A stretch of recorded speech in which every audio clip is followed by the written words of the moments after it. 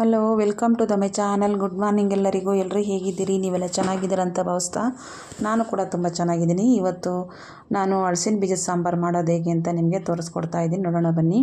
ಈಗ ಹಲಸಿನಕಾಯಿ ಸೀಸನ್ ಆಗಿರೋದ್ರಿಂದ ಎಲ್ಲ ಕಡೆ ಹಲಸಿನಕಾಯಿ ಸಿಗ್ತಾ ಇದೆ. ಎಲ್ಲರೂ ಮನೇಲಿ ತರ್ತೀವಲ್ವ. ಹಣ್ಣನ್ನು ತಿಂದ್ಬಿಟ್ಟು ಬೀಜನ ನಾವು ಬಿಸಾಕ್ಬಿಡ್ತೀವಿ. ಆ ಥರ ಮಾಡೋಕ್ಕೆ ಹೋಗ್ಬೇಡಿ. ಈ ಬೀಜದಿಂದ ಕೂಡ ಒಳ್ಳೊಳ್ಳೆ ರೆಸಿಪಿಗಳನ್ನು ಮಾಡಬಹುದು.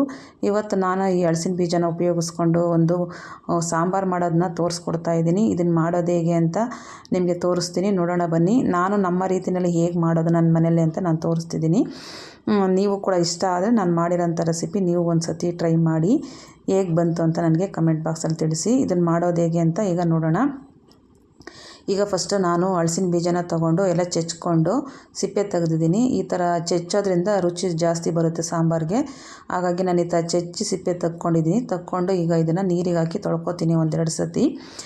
ಚೆನ್ನಾಗಿ ತೊಳ್ಕೊಂಡಾದಮೇಲೆ ಇದನ್ನು ಒಂದು ಕುಕ್ಕರಿಗೆ ಸೇರಿಸ್ಕೊತೀನಿ. ಕುಕ್ಕರಿಗೆ ಹಾಕ್ಕೊಂಡು ಇದಕ್ಕೆ ಒಂದೆರಡು ಸ್ಪೂನಷ್ಟು ತೊಗರಿಬೇಳೆನೂ ಸಹ ತೊಳೆದು ಸೇರಿಸ್ಕೊತೀನಿ. ಇದು ತೊಗರಿಬೇಳೆ ಆಪ್ಷನಲ್ಲು. ತೊಗರಿಬೇಳೆ ಹಾಕೋದ್ರಿಂದ ಸಾಂಬಾರು ಇನ್ನೂ ಸ್ವಲ್ಪ ಟೇಸ್ಟ್ ಬರುತ್ತೆ. ಹಾಗಾಗಿ ನಾನು ತೊಗರಿಬೇಳೆನ ಸೇರಿಸ್ತಾ ಇದ್ದೀನಿ. ಯಾಕಂದರೆ ಇಲ್ಲಿ ಬೇರೆ ಯಾವುದೇ ತರಕಾರಿ ಹಾಕ್ತಾಯಿಲ್ಲ, ಬರೀ ನಾನು ಹಲಸಿನ ಬೀಜ ಮಾತ್ರ ಸೇರಿಸ್ತಿರೋದು. ಅದಕ್ಕೆ ಒಂದೆರಡು ಸ್ಪೂನಷ್ಟು ತೊಳೆದು ಹಾಕ್ಕೊಂಡಿದ್ದೀನಿ. ಇದಕ್ಕೆ ಬೇಯೋದಕ್ಕೆ ಎಷ್ಟು ಬೇಕೋ ಅಷ್ಟು ನೀರನ್ನು ಹಾಕ್ಕೊಂಡು ರುಚಿಗೆ ತಕ್ಕಷ್ಟು ಉಪ್ಪನ್ನು ಹಾಕಿ ಇದನ್ನು ಕುಕ್ಕರ್ ಕ್ಲೋಸ್ ಮಾಡಿ ಒಂದೆರಡು ವಿಜಲ್ ತೆಗೆಸ್ಕೊಳ್ಳೋಣ. ಅದು 2 ವಿಜಲ್ ಬರೋಷ್ಟರಲ್ಲಿ ನಾನು ಒಂದು ಮಿಕ್ಸಿ ಜಾರಿಗೆ 1 ಕಪ್ಪಷ್ಟು ಕಾಯಿ ತುರಿ, 1 ಈರುಳ್ಳಿ ಹೆಚ್ಚಿರೋದು, 2 ಟೊಮೊಟೊ, ಆಮೇಲೆ ಒಂದು 3 ಸ್ಪೂನಷ್ಟು ಮನೆಯಲ್ಲೇ ಮಾಡಿರೋಂಥ ಸಾಂಬಾರು ಪೌಡರು ಇಷ್ಟನ್ನು ಹಾಕಿ ಅದನ್ನು ರುಬ್ಕೊಂಬರ್ತಿದ್ದೀನಿ. ಅದನ್ನು ರುಬ್ಕೊಂಬರೋಷ್ಟರಲ್ಲೇ ಈಗ ನೋಡಿ 2 ವಿಜಲ್ ಆಗಿದೆ. ಚೆನ್ನಾಗಿ ಬೆಂದಿದೆ ಬೇಳೆ ಮತ್ತು ಹಲಸಿನ ಬೀಜ ಎಲ್ಲ ತುಂಬ ಚೆನ್ನಾಗಿ ಬೆಂದಿದೆ. ಇದು ಕೈಯಲ್ಲಿ ಮುಟ್ಟಿದರೆ ಸ್ಮ್ಯಾಶ್ ಆಗಬೇಕು, ಆ ಥರ ಬೆಂದರೆ ತುಂಬ ರುಚಿ ಇರುತ್ತೆ ಹಲಸಿನ ಬೀಜ. ನಮ್ಮ ಕುಕ್ಕರಲ್ಲಿ 2 ಸರಿ 2 ವಿಜಲ್ ಹಾಕ್ಸಿದ್ರೆ ಸಾಕು, ಚೆನ್ನಾಗಿ ಬೆಂದೋಗ್ಬಿಡುತ್ತೆ. ನೋಡಿ ತುಂಬ ಚೆನ್ನಾಗಿ ಬೆಂದಿದೆ. ಈಗ ನಾನು ಒಗ್ಗರಣೆಗೆ ಒಂದು ಸ್ಟವ್ ಮೇಲೆ ಒಂದು ಪಾತ್ರೆ ಇಟ್ಟು 1-2 ಸ್ಪೂನ್ ಎಣ್ಣೆ ಹಾಕಿ ಒಂದು ಅರ್ಧ ಸ್ಪೂನ್ ಸಾಸಿವೆ ಹಾಕಿದ್ದೀನಿ. ಸಾಸಿವೆ ಸಿಡಿದ ನಂತರ ಉದ್ದೆಗೆ ಹೆಚ್ಚಿರೋಂಥ ಈರುಳ್ಳಿ, ಕರಿಬೇವಿನ ಸೊಪ್ಪನ್ನು ಹಾಕ್ಕೊಂಡು ಒಗ್ಗರಣೆ ಮಾಡ್ಕೊತಾ ಇದ್ದೀನಿ. ಇದೊಂದು ಸ್ವಲ್ಪ ಒಗ್ಗರಣೆ ಆದ ನಂತರ ನಾನು 1 ಟೊಮೊಟೊ ಚಿಕ್ಕದಾಗಿ ಹೆಚ್ಚು ಒಗ್ಗರಣೆಗೆ ಸೇರಿಸ್ಕೊತಾ ಇದ್ದೀನಿ. ರುಬ್ಬೋದಕ್ಕೆ 2 ಟೊಮೊಟೊ ಹಾಕಿದ್ದೀನಿ, ಒಗ್ಗರಣೆಗೆ 1 ಟೊಮೊಟೊ ಸೇರಿಸ್ಕೊಂಡಿದ್ದೀನಿ. ಇಲ್ಲಿ ನಾನು ಯಾವುದೇ ಒಂದು ಹುಣಸೆ ಹುಳಿಯನ್ನು ಬಳಸಿಲ್ಲ. ಈ ಟೊಮೊಟೊನ ಒಗ್ಗರಣೆಗೆ ಹಾಕ್ಕೊಂಡು ಚೆನ್ನಾಗೀಗ ಬಾಡಿಸ್ಕೊತಾ ಇದ್ದೀನಿ.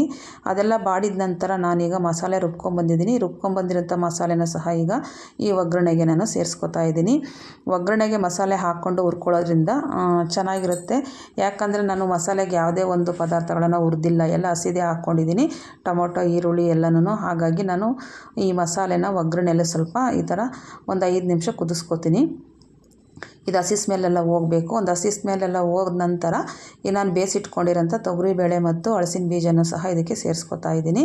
ಸೇರಿಸ್ಕೊಂಡೆಲ್ಲ ಮಿಕ್ಸ್ ಮಾಡಿ ಈ ಟೈಮಲ್ಲಿ ನೀವು ನೀರು ಮತ್ತು ಉಪ್ಪನ್ನು ನೋಡಿಕೊಂಡು ಸೇರಿಸ್ಕೊಳ್ಳಿ. ಇನ್ನೊಂದು ಸ್ವಲ್ಪ ನೀರು ಬೇಕು ಅಂದರೆ ನೀರು ಸೇರಿಸ್ಕೊಳ್ಳಿ. ಉಪ್ಪು ಆಗಿದೆಯಲ್ಲ ನೋಡಿ ನೀವು ಉಪ್ಪನ್ನು ಸೇರಿಸ್ಕೊಳ್ಳಿ. ನಾನು ಉಪ್ಪು ಅದೇ ಬೇಯಿಸುವಾಗ ಹಾಕಿದ್ನಲ್ಲ ಮೊದಲೇ, ಉಪ್ಪು ಕರೆಕ್ಟಾಗಿದೆ. ನಾನು ಈಗ 1-2 ಗ್ಲಾಸಷ್ಟು ನೀರನ್ನು ಸೇರಿಸ್ಕೊತೀನಿ. ಯಾಕಂದರೆ ಇದು ಸ್ವಲ್ಪ ಕುದ್ರೆ ಮಸಾಲೆ ಜೊತೆ ಇನ್ನೊಂದು ಸ್ವಲ್ಪ ಗಟ್ಟಿಯಾಗುತ್ತೆ ಸಾಂಬಾರು. ಹಾಗಾಗಿ 1-2 ಲೋಟದಷ್ಟು ನೀರನ್ನು ಸೇರಿಸ್ಕೊತೀನಿ. ನಾನು ಸಾಂಬಾರ್ಗಲ್ವ ಮಾಡ್ತಾ ಇರೋದು, ಹಾಗಾಗಿ ಸೇರಿಸ್ಕೊಂಡಿದ್ದನ್ನು ಮತ್ತು ಬೇಯಿಸ್ಕೊಳ್ಳೋದು ಒಂದು 10-15 ನಿಮಿಷ ಕುದ್ರೆ ಸಾಕಾಗುತ್ತೆ.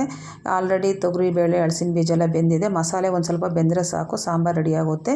ಈಗ ಪ್ಲೇಟನ್ನು ಕ್ಲೋಸ್ ಮಾಡಿ ಒಂದು 10-15 ನಿಮಿಷ ಸಾರನ್ನು ಕುದಿಸ್ಕೊತೀನಿ. ಕುದಿಸ್ಕೊಂಡ್ರೆ ಸಾಂಬಾರು ರೆಡಿಯಾಗೋಗುತ್ತೆ.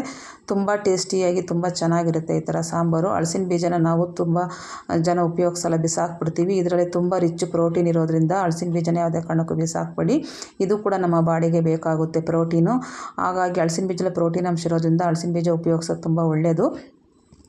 ಅಂದರೆ ವಾಯು ಪದಾರ್ಥ ಇರೋರು ಸ್ವಲ್ಪ ಅವಾಯ್ಡ್ ಮಾಡಿದರೆ ಒಳ್ಳೆಯದಿದು ಸ್ವಲ್ಪ. ಯಾಕಂದರೆ ಹಲಸಿನ ಹಣ್ಣು ಇರ್ಬೋದು, ಹಲಸಿನ ಬೀಜ ಇರ್ಬೋದು, ಸ್ವಲ್ಪ ವಾಯು ಪದಾರ್ಥ. ಹಾಗಾಗಿ ಆಮೇಲೆ ನಾರ್ಮಲ್ ಎಲ್ಲರೂ ತಿನ್ಬೋದು, ಏನೂ ಪ್ರಾಬ್ಲಮ್ ಇಲ್ಲ. ಏನು ವರ್ಷಕ್ಕೊಂದು ಸರಿ ತಿನ್ನೋದಲ್ವ, ಒಂದು ಸರಿ ತಿಂದರೆ ಏನೂ ಆಗೋದಿಲ್ಲ.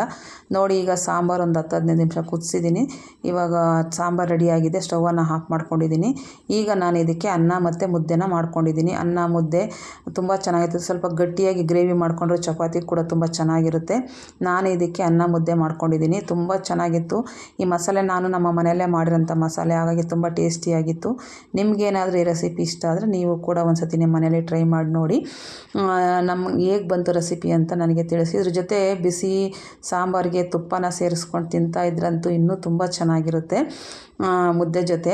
ಹಾಗಾಗಿ ನಾನು ಈ ಮುದ್ದೆಗೆ ಸಿರಿಧಾನ್ಯದ ರವೆನ ಸೇರಿಸ್ಬಿಟ್ಟು ಮುದ್ದೆ ಮಾಡಿದ್ದೀನಿ. ಅದನ್ನು ಒಂದಿನ ತೋರಿಸ್ತೀನಿ ಹೇಗೆ ಮಾಡೋದು ಅಂತ ಬಿಟ್ಟು. ಹಾಗಾಗೆಲ್ಲ ಹೆಲ್ದಿ ಫುಡ್ಡನ್ನೇ ಮಾಡಿದ್ದೀನಿ. ನಿಮ್ಗೆ ಇಷ್ಟ ಆದರೆ ನೀವು ಕೂಡ ಒಂದು ಸತಿ ಟ್ರೈ ಟ್ರೈ ಮಾಡಿ ನೋಡಿ. ಹಾಗೆ ನನ್ನ ಚಾನಲ್ಗೆ ಯಾರೆಲ್ಲ ಸಬ್ಸ್ಕ್ರೈಬ್ ಆಗದೆ ನೋಡ್ತಾ ಇದ್ದಾರೋ ಎಲ್ಲ ನನ್ನ ಚಾನಲ್ಗೆ ಸಬ್ಸ್ಕ್ರೈಬ್ ಆಗಿ ನನ್ನ ವೀಡಿಯೋಗಳಿಗೆ ಲೈಕ್ ಮಾಡಿ, ಶೇರ್ ಮಾಡಿ, ಸಪೋರ್ಟ್ ಮಾಡಿ. ಹಾಗೆ ಹೈಪ್ ಬಟನ್ ಬಂದಿದೆ, ಹೈಪನ್ನು ಸಹ ಮಾಡಿ ಅಂತ ಕೇಳ್ತಾ ಇದ್ದೀನಿ. ಹಾಗೆ ನಿಮಗೆ ಯಾವಾದರೂ ಅಡುಗೆಗಳು ಇಷ್ಟವಾದರೆ ನಾನು ಕಮೆಂಟ್ ಬಾಕ್ಸಲ್ಲಿ ತಿಳಿಸಿರಿ, ನಿಮಗೆ ಮಾಡಿ ತೋರಿಸೋಂಥ ಪ್ರಯತ್ನ ಮಾಡ್ತೀನಿ.